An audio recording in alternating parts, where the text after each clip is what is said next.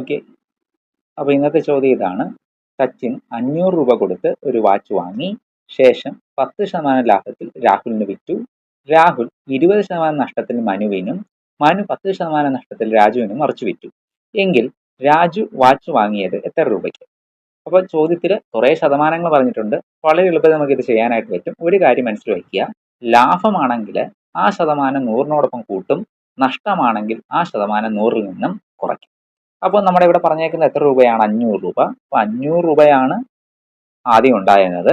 അതിനെന്ത് ചെയ്തു? 10% ലാഭത്തിൽ. അപ്പോൾ ലാഭമാകുന്ന സമയത്ത് നമ്മൾ എന്ത് ചെയ്യും?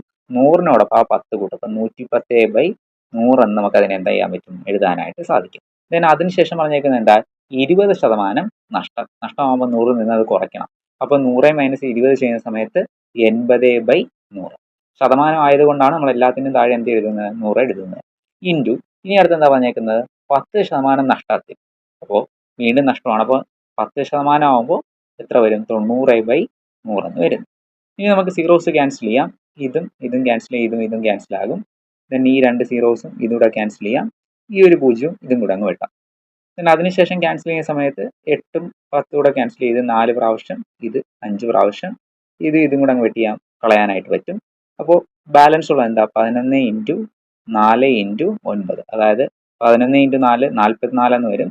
44 × 9 ചെയ്യുന്ന സമയത്ത് 396. അതായത് 396 രൂപയ്ക്കാണ് രാജു എന്ത് ചെയ്തത്? ഈ വാച്ച് വാങ്ങിയത്. ഓക്കെ.